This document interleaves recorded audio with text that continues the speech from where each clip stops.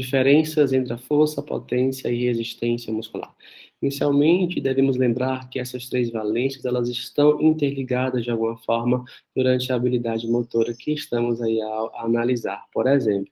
Mas vamos entender um pouco sobre a diferença de cada uma delas. A força muscular pode ser entendida como aquele vigor máximo de um músculo ou grupamento muscular. Um músculo, como por exemplo o bíceps braquial, ou grupamento muscular como o quadríceps, que pode gerar a quantidade de vigor máximo que pode ser, então, encontrado dentro de um indivíduo em determinado momento, que nós podemos mensurar ou definir como o peso máximo que a pessoa consegue pegar, consegue mobilizar, ou em uma repetição máxima, que é um dos testes mais comuns, mas lembrando que não é único, ou durante a aplicação de algum outro teste que vá fazer a mensuração da força máxima de um indivíduo.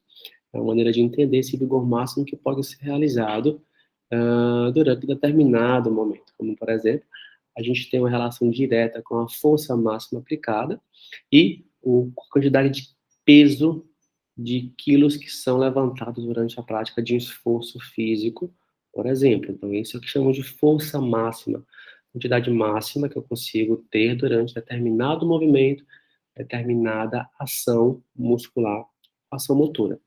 Já a potência tem uma relação direta com a velocidade, é uma força mais explosiva. Então, eu não consigo pensar em potência sem saber que a força está aqui presente.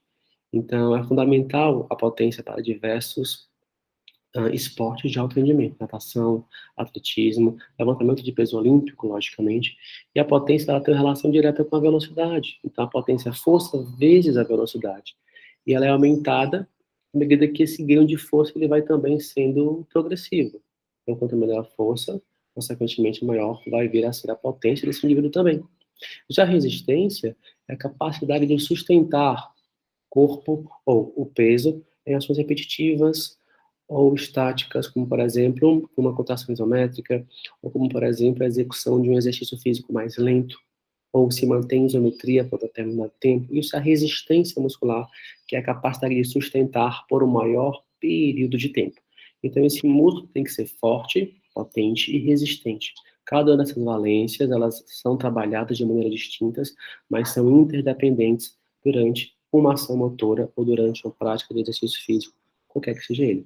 Aqui é outro exemplo de força potente, por exemplo, que eu executo o salto, um salto pliométrico sobre a caixa, sobre um banco, que eu tenho uma velocidade, que eu tenho força, que eu tenho que ter esse aspecto durante a execução desse movimento. Então, nós entendemos um pouco também que no esporte é fundamental, que é um exemplo do atletismo, a saída do atleta, que tem que ter aquela força com velocidade, é um trabalho de potência muito intenso e, consequentemente, observem que eu tenho que ter potência, eu tenho força associada, eu também tenho que ter a resistência muscular para que eu consiga executar esse ato de maneira contínua, repetitiva, durante 8 horas por dia, por exemplo, nesse atleta que treina diariamente. Então, observem que elas são valências que são necessárias para o indivíduo.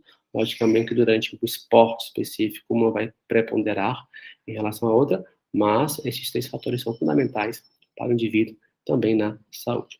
Dessa forma, entendemos um pouco dessas diferenças e peço que, se você gostou desse vídeo, que curta e compartilha. E espero vocês também em outros momentos aqui no canal. Tchau, tchau.